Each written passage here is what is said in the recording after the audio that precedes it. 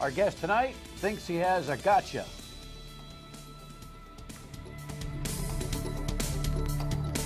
It's all about the healthcare exchange, which is controversial. Actually, Rhode Island seems to be the most productive right now, but Mike Stenhouse from the Rhode Island Center for Freedom and Prosperity thinks he's got the lieutenant governor on this one.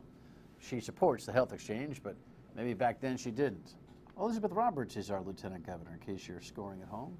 It's been quiet lately, but this is an interesting conversation with Mike, and I'm sure he'll have much to say about everything that's going on up at Smith Hill budgetarily, because this is the time that tries men's souls. It is June when all the money decisions are being made, and there's a big decision to be made on our health care exchange, so we'll get into that and a whole lot more. Let us dig into the rundown and check on, oh boy, huh? Holy moly, is this story just accelerating by leaps and bounds. Be careful, speaking at Smith Hill and what goes on. Any minute now, we could be another buck more expensive to hire people in your small business. Yeah, we always create a solution that costs us more money, don't we? Yes. Yeah, in general, maybe that's the case, but this was a story in the Journal today that had me quite alarmed about kids under the care of DCYF. This is something that was sent to me by the Block campaign regarding an event last night where Ellen Fung and Ken Block were in the same room. I think you'll find it interesting, and I don't find that interesting at all. That was devastating. Gosh, is there anything worse than overtime losses in the National Hockey League? I don't think so. All righty, let us go to the rundown and dig in a little bit. Bergdahl blowing up. Yeah, this story is just, well, here's the CNN.com headline where the release raises questions. What? That would be the understatement of the year from CNN.com. The president today, while standing next to the British Prime Minister and the G7 environment there, was responding to questions about what has happened here. And then the Secretary of Defense, also had some things to say. Let me just run a couple of these pieces of audio back to back and offer you a thought. We had a prisoner of war whose health had deteriorated, and we were deeply concerned about, and we saw an opportunity and we seized it, and I make no apologies for that. We had discussed with Congress the possibility that something like this might occur, but because of the nature of the folks that we were dealing with and the fragile nature of these negotiations, we felt it was important to go ahead and do what we did. Let's look at the bottom line. We have back in our possession our one prisoner of war that was still outstanding. I have this question. How did the president get into this mess when not knowing that he was dealing with this kind of hot potato, meaning a soldier who had gone astray, perhaps deserted?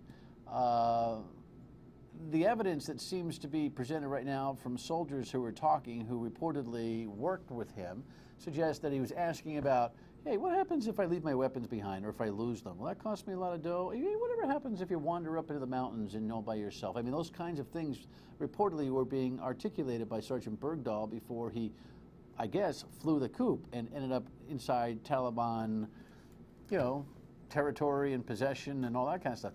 Here's the thing. I understand the idea that you may want to swap for a prisoner of war because we go get our people. I get the price being paid has a lot of people concerned, the 5 Taliban members, and I too share that concern. But here's what I don't understand about what the president did here. How in heaven's name did he end up in the Rose Garden with Bergdahl's mom and dad as if this was a big family get-together when an open question is still here, and that is whether Bergdahl will be investigated and maybe even tried? This is, you could not have lined this thing up with worse execution out of the White House. And the president, as arrogant as he can be sometimes, thinks that all of us who raise a question about it are not worthy of him. I don't know, man. Stay tuned. It's a daily conversation. Very hot on the radio on WPRO, that's for sure. Moving on. Yeah, just wanted to alert you. Our minimum wage here in Rhode Island is $8 an hour, right? Here's a headline that ought to keep you at least focused. Senate panel passes the bill raising the minimum wage. That happened last night to move it from $8 to $9 per hour effective January of next year, like right on our doorstep, 6 months from now. We always throw the hamburger restaurant making video to explain what minimum wage workers might be doing out there. You get it. Sorry for the, you know. So we pick some interesting video from time to time to kind of tell the story. Anyway, you know what minimum wage workers do for the most part. And now if you run a small business like that, you'll know that it might cost you another $1 an hour, which I'm not exactly sure you're ready for at this point. The House has taken a pause on this, but promises that it could come back up, at least for consideration, in the late moments in June. And that's when anything can happen, man. So for those of you small businesses out there that think that this would really hurt you, you better stay tuned and pay attention, or they'll slip this one right by you. Next item. Okay, all right, so this is like a sloppy Joe sandwich. You know what I mean with a sloppy Joe sandwich? You ever had a sloppy Joe sandwich? You ever try to tuck a sloppy Joe sandwich together? Jess, we have video of a sloppy Joe sandwich. I didn't order that, sorry. So you put a sloppy Joe sandwich together, right? And you tuck one side in and all the comes out the other side. That's what's going on with the Secana Bridge toll. Here's the headline. Tax cut, no tolls in budget proposal. Don't be misled by the headline, though. The tax cut they're talking about is the corporate tax cut from 9 to 7%, which is interesting in and of itself. The Secana Bridge toll story is going the right way for Aquidneck Island, it seems, because that $3 million gantry that's hanging over there is probably going to go away because the toll will go away. It should never have gone up in the first place. So there'll be a plus for Aquidneck Island and for the economy of it, and for that we ought to be thankful. But every time we have this kind of a problem, we come up with a solution that adds expense. They're talking about a significant increase in the gas tax. Most likely some fees at the DMV and a couple of others. Have you ever wondered why every solution to a problem around here has to do with more revenue coming out of our pockets? Now, I get they're trying to spread the damage for the maintenance on the Secana Bridge to everybody, which makes sense for the economy of Aquidneck Island. But it's an $8.5 billion budget.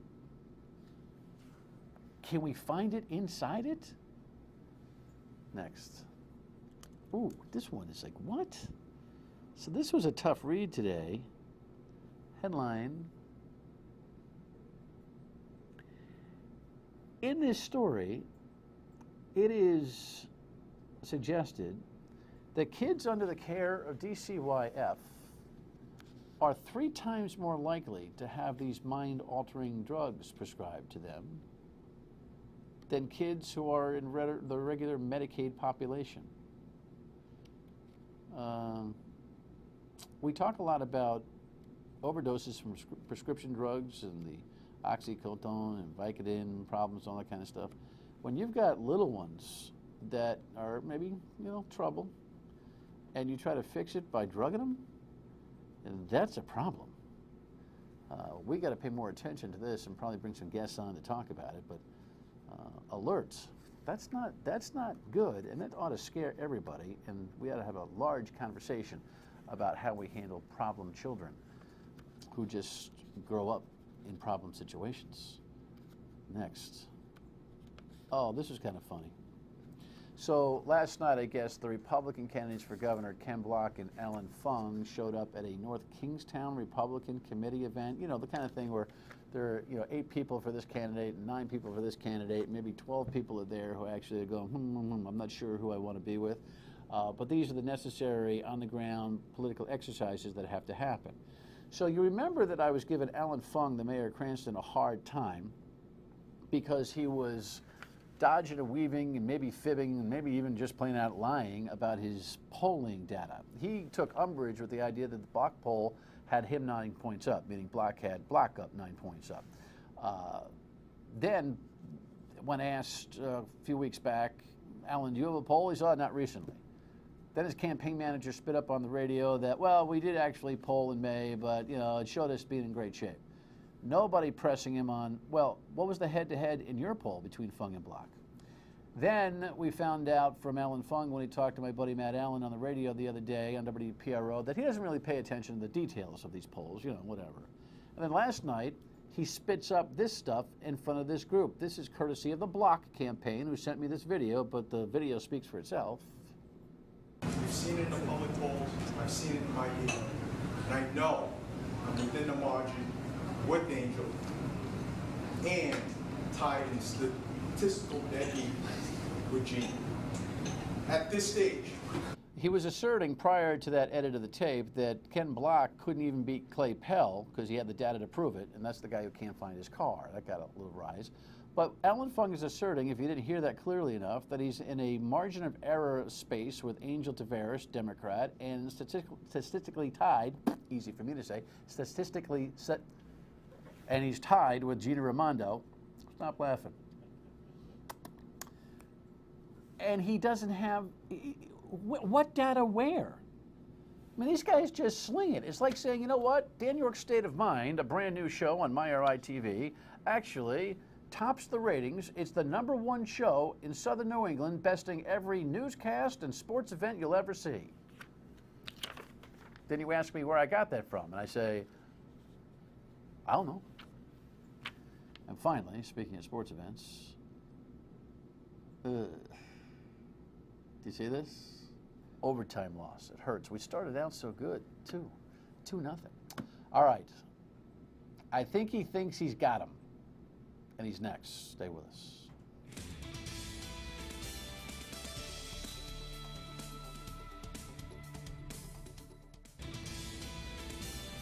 Statistical tie. I can say it 3 times fast. Peter Piper picked a peck of, oh, sorry. The headline a few weeks ago, debate over costs to Rhode Island. That is Christine Ferguson, who heads up Health Source Rhode Island, the Obamacare for Rhode Island. Actually, in the context of Obamacare across the country, it's probably the best run state exchange that we have. However, my guest would take umbrage with the whole concept, I'm sure. Mike Stenhouse returns from Rhode Island Center for Freedom and Prosperity. I don't know what's another tongue twister. I'm having a challenge. Nice blazer, by the way. Hey, Dan. Thank you. That. Oh, thank you. All right, you think, let's get into it. You think you got who, what, where in a who, what? Well, we think for the first time we're having a really good debate about this topic, which is of enormous importance to a lot of Rhode Islanders. Not only taxpayers for the expense, but delivery of health insurance, which is very important. And we just question why, and I think in testimony at hearings a few weeks ago and in the recent report we put out, we've challenged every premise that the Health Source Rhode Island and Chafee administration officials have put out as to why we need to spend the money locally when we can have essentially. Well, right now we don't have to spend the money locally because we got federal money coming in until the end of 2015, right? So that's false. What? Well, that was one of the revelations we made at the hearing. What's false? There's $15 million in this year's budget to pay for Health Source Rhode Island. Where? How? It's called the UHIP project. It's a related project. Representative Morgan's bill would also eliminate that. So this notion, this is one of the myths that they're putting out, that it's free. There's $15 million in this year's budget for a related project. Was it in last year's budget? $3 million was in last year's budget. Are you sure they haven't taken that out? Positive. They're revising last year's budget up to 10 or 11 and adding another 8 this year. To do what? It's a related, it's supposedly a technology project, but it's much more in-depth and complicated than that. It's a way to get more people onto public assistance programs. Directly related to the Health Source Rhode Island activity? Part of that funding, yes. Direct project, yeah. I mean, it's separate funding, but it's part of the same overall scheme, yes. Well, wait a second. Be clear with me. The Health Source Rhode Island budget is not, we do not need to put any money into the health exchange itself, correct? The exchange proper. Okay, so are you jerking my chain No, here? no. A related project is to take the technology and then extend the technology used for the exchange to the other public assistance departments and databases throughout the state. And it's all part of the Obamacare program. I thought you had the lieutenant governor. I thought that's who you were going after in this particular conversation. Well, you mentioned no, free money, yeah. No, well, you mentioned that it was cost $15 million. I said no. They say no, and you say yes, but now you're saying for something else that you say is tied to. And it's a total of $15 million. Is that under the direction of Christine Ferguson? Oh yes, she's running that $15 million Department expense. Of Health, yes, Department of Health and Human Services, Services. Which is described again in layman's terms as what? It's called Unified Health Infrastructure Project. It's a technology project. They say to unify all the technology used in all the public assistance departments. Meaning in the state. all of, in other words, if you're on another and program, food stamps or whatever, they would coordinate all that stuff also on the same template. Correct. No, nobody talks about that. No one talks about that. We did. All right. You also say that Lieutenant Governor Elizabeth Roberts has switched positions on this. The czar of health as lieutenant governor. No, she didn't switch positions. She just ignored advice of her own study group. Oh. So in 2008, she tried to get an exchange passed on her own called Health Hub Rhode Island. It failed. After that, she convened a study commission, a group of stakeholders, and then they hired a group, the Robert Wood Johnson Foundation, to do a study, and that was in 2009. And they came up with a conclusion, right? They said Rhode Island is not large enough to justify an exchange. Steve, can you put that yeah. full screen up for a second? This is an excerpt that Mike pointed to us. Let's see if we have that. See if we get that full screen thing. No, the full screen thing. There you go. Given the economic situation in many states, consideration of a more narrow reform, one focused on a core set of goals with a more limited exchange infrastructure, may make the most sense. That was the consultation that she got, that you're pointing to, correct? Yeah, basically saying you might want to try a few reforms at the expense of adding this whole administrative bureaucracy, given the small scale of Rhode Island and our insurance market, is just not worth it. They also said, and I have to make sure I get this in, that the goal that Christy Ferguson and Lieutenant Governor Roberts and everybody else talks about of cost containment, driving costs down, also was advised by that same policy brief that that's not a viable goal for an exchange. And we haven't seen results like that in Massachusetts, which, as you know, has been running an exchange for 6 or 7 years. So they're peddling myths to try to justify why we need to spend money in Rhode Island. And again, we have an out. Just send it to the federal government where it'll cost us nothing, almost nothing. Well, right now, okay. Well, stay tuned. Stay tuned. Rhode Island is the #1 performing exchange in the country. We've done the whole thing soup to nuts. Very strong emphasis on small business that you'll see us pivot to even more now. And we're really using it as an opportunity to get at competition, getting more people into the marketplace and letting people choose. You believe in this? I fundamentally believe that people have a right to be able to choose the kind of health care that they have and pay for. I want to be clear, I'm not defending Obamacare and the ACA. We are doing the best we can with what we have to work with. There are a lot of pieces of the bill that are flawed. Yeah, I agree with her on that. I should get Christine Ferguson, who runs our healthcare exchange, in with you, and I'll watch you guys do a little battle on this whole thing. She's got a good appetite for that stuff. Look, the feds are dumping more money than God into Rhode Island to try to keep this healthcare exchange alive for another year to see if it can bring up the kind of volume, pricing, and product that they're promising. Mm-hmm. So, what's wrong with giving it another year? Well, it just puts us a year further down the road that we dig a bigger hole, be tough to get out of. We're not going to be able, the $23 million a year that we're eventually going to have to pay. Well, they're suggesting that they think that if this thing turns up a notch, that there might be alternative sources of revenue to be able to make the thing work. Well, if the legislature is steering $23 million a year down the line in the next fiscal year, I think it's going to be game over, game, set, match, and they'll send it back to the feds. So what's the big deal? This other $15 million thing you're talking about in terms of a broader spectrum of services is worthy of discussion. But stay focused. Why can't we just leave it for a year and see if it works? Well, I'll tell you our reasoning on that. First, the $15 million, you can't ignore that. Second, we want to make sure nobody gets harmed. So the longer we can plan in transferring it to the federal government, the better. Two, eventually, we're never going to be able to afford this. Any talk about selling technology is just happy talk. Here we are over 3 years into the exchange. They have no idea how they're going to pay for it. Why do we think they're going to have an idea in a year from now? What about the small business person who is trying to provide health care insurance for the 3 employees he or she has, who has nowhere to go and doesn't trust the vast morass of the federal bureaucracy to actually get the kind of coverage they're looking for? Why not give a local opportunity a chance to flourish?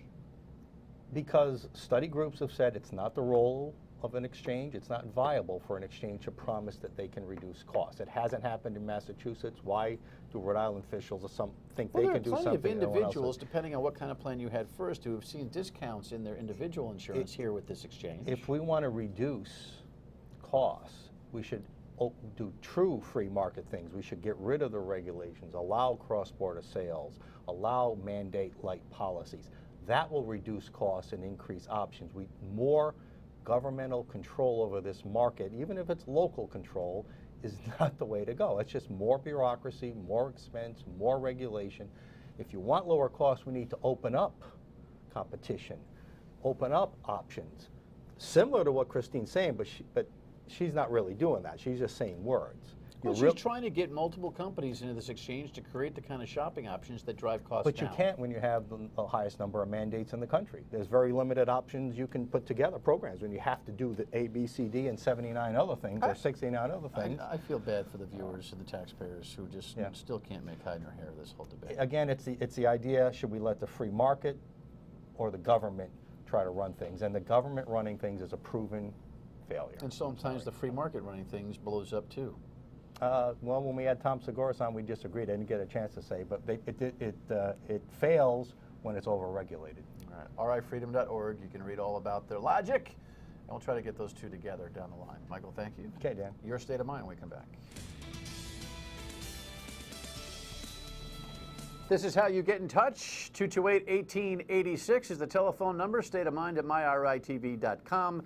Here's a B-roll of a blockhead ad that Alan Fung put up that's got the, you saw this ad, right? Here's a Facebook post. Oh my God, that ad was hilarious. And more importantly, everyone complains when a politician goes negative. But it's proven to work, and people really don't care about issues we may think we do, but people, blah, blah, blah. So anyway, Andrew thinks it's going to work. Who knows what's going to work? I will see you tomorrow, noon on WPRO till 3.